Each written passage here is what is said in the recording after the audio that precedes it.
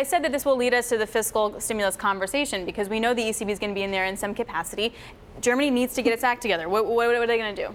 So, I mean, I think the first thing I would point out is that while manufacturing in Germany remains quite weak, the services numbers are looking a little bit better. And kind of the broad narrative in the market right now, I think, is that manufacturing is breaking, services are bending. As long as that remains the case, the overall expansion probably still has legs. I think what's most interesting as we think about Europe, though, is they're talking about, the ECB is talking about doing something later this year, cutting rates further into negative territory, more QE. I mean, I would argue that that hasn't solved the underlying issues which are more structural in the European economy. And I think one of the bright spots about Lagarde taking over is she's been very vocal about fiscal stimulus in the past and kind of balancing the monetary side of things with the fiscal side of things. To me, a little bit of fiscal stimulus would go a long way across the Eurozone. And I think the challenge with the cutting rates is negative rates, you just kill your banking sector. I mean, the banking sector in Europe is still on the path to recovery, and then you try to tier it, and so it just doesn't really work. I mean, at one point, at one point you pass that cost to your depositors,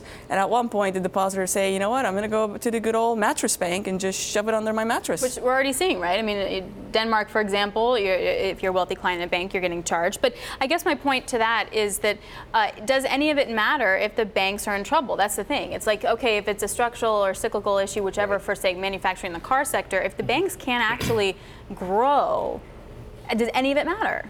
So, I mean, I think it comes back to the infrastructure stimulus. Is that going to do it? I mean, it could provide a shot in the arm, which in theory could revive the banking sector. But I think you make a very good point earlier, which is if the plumbing's broken, I mean, the water's not going to flow throughout the house. And so I think, as we look That's at even kind. You're talking about water. I was talking about something else. And as we think about the financial sector in Europe, I mean, Europe is overbanked. There's consolidation that needs to happen. There are still a lot of non-performing loans floating around, particularly in Club Med. I think that it's going to take a right sizing of the economy that then allows growth to be robust enough for banking to get its feet back underneath it. I'm not sure long term, though, anything can happen without a more resilient and vibrant banking sector. I think globally central banks have just become large asset managers, and I think that's just it. I don't think there's any way to unwind this without an exception of like a big crisis. I think we're just stuck.